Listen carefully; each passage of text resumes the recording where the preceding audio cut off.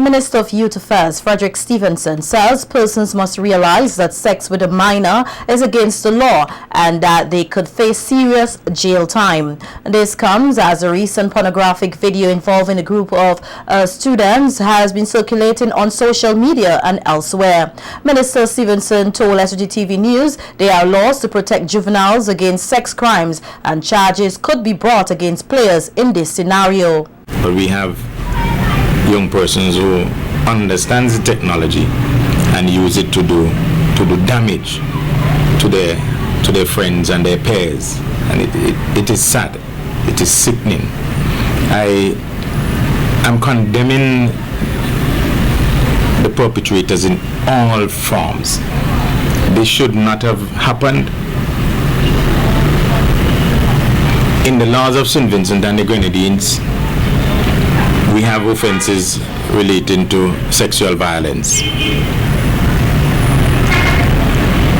If a man has sexual intercourse with a child under the age of 13 years, he is liable to imprisonment for life.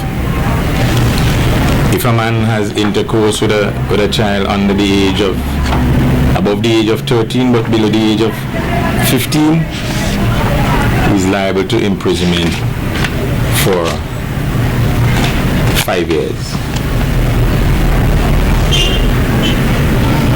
These are on the law books. We've spoken about them time and time again, and persons are just not heeding. In other news, several officers in the education sector will receive training in alternative dispute resolution (ADR) as a means of helping to combat violence in schools.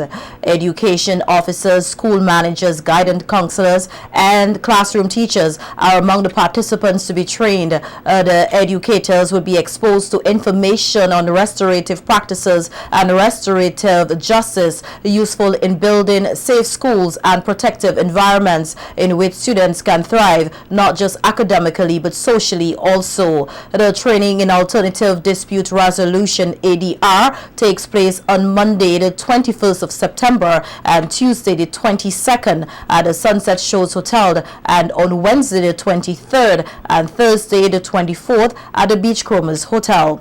It begins with an opening ceremony at Sunset Shows on Monday beginning at 8:30 a.m.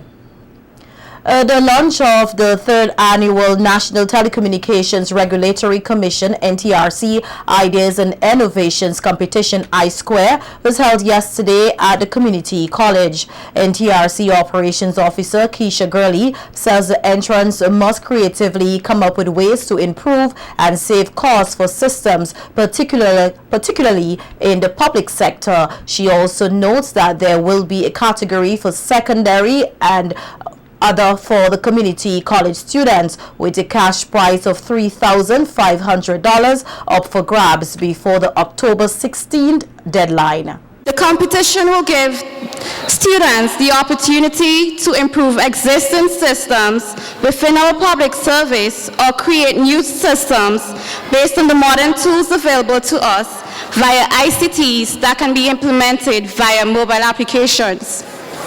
Such improvements can lead to cost savings or result in the faster delivery of existing or new services to the citizens of St. Vincent and the Grenadines.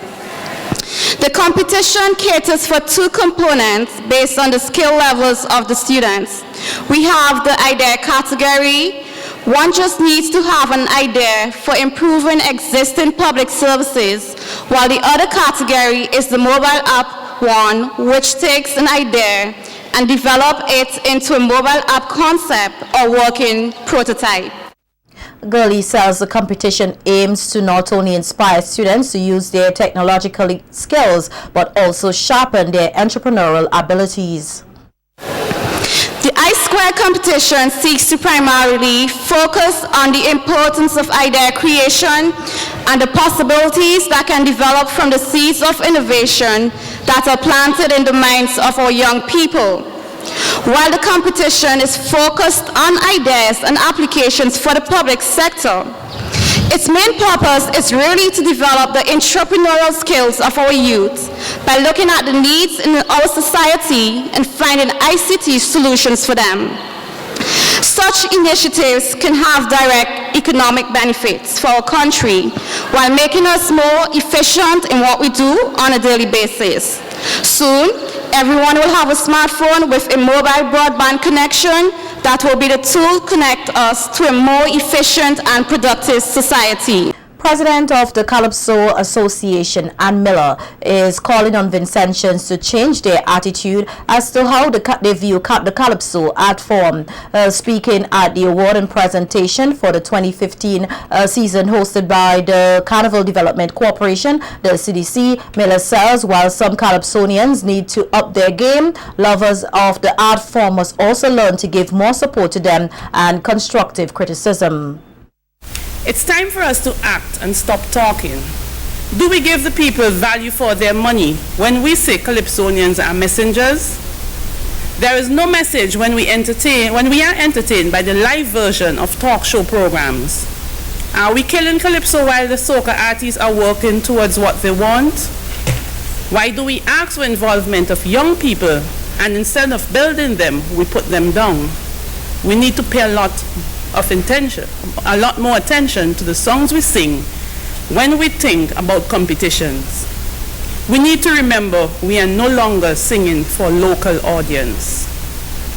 Do not make your religious belief hinder the art form. Remember, we are only competitors on stage. Experience is not always the best teacher, but instead we should get involved with the intention of teaching or learning something new. Congratulating the winners in the various categories, Miller also encouraged Calypsonians to learn from others and to use the issues in society to inspire them to create great Calypso. With all that said, I say with no apologies, Upstage Experience has done it again. 4 years in a row and heading towards the 5th year. The tent is young and became prosperous by learning from the old, and the winners for the past 4 years, who are also young, they too have expressed gratitude from the old. Maybe I should say from the more experienced. I am not only congratulating Zamfare Manzangi Adams for winning, but for winning with 2 songs that can be taken internationally. I'm asking and changing in attitude. Keep on asking, we will definitely change our attitude. Congratulations to our junior monarchs. Queen Shanna Phillips was able to take the rock gutter tragedy and reminded us about how much we love and each other and how much we have lost the ones we love unexpectedly with her winning rendition, Rock Gutter. Some members of the Vincentian public got the opportunity yesterday evening to view the works of Venezuelan prominent artist, the late Armando Rivera. This run exhibition, hosted by the Embassy of the Bolivarian Republic of Venezuela and the Venezuela Institute for Culture and Cooperation here, under the theme River Run, Light of Venezuela. Charged the affairs of the Bolivarian Republic of Venezuela, Deliana Guanape, says River Run is one of the most influential artists of the 20th century. She says he is known for his use of light, and this month marks the 126th anniversary of his birth. She explains that the event, which is the first of many simultaneously art exhibitions held at Venezuela embassies around the world, is to highlight the creativity of Venezuela artists. This embassy joined 50 Venezuelan diplomatic missions around the world to simultaneously exhibit a sample of the work of Armando Rivera, the most important Venezuelan artist of the 20th century. This tribute is being held to celebrate the transfer of the remains of this illustrious Venezuelan to the National Pantheon, today, September the 18th. This exhibition, Reverón, Light of Venezuela, has 14 replicas of the most famous work of the artist. Reverón, known by many as the Master of Light, dedicated his works to the light of the earth. the simplicity of everyday life, landscapes, and the work of the people, themes that marks the beginning of the truly Venezuelan style of art and are a unique expression of the Caribbean. Ambassador Guanape says Venezuela will continue to showcase the best of its culture to foster Caribbean unity through the creative arts. The promotion and dissemination of the Venezuelan visual arts in the world, it is contemporary expression, as in the historical manifestation, are policies that the Bolivarian government of Venezuela has taken to strengthen its cultural heritage and strengthen exchanges with the various nations in the world. This exhibition is the first edition of an initiative called Art in a Suitcase, which aims to exhibit worldwide the most important work of Venezuela. Most well-known artist, Reverón, was selected as the first artist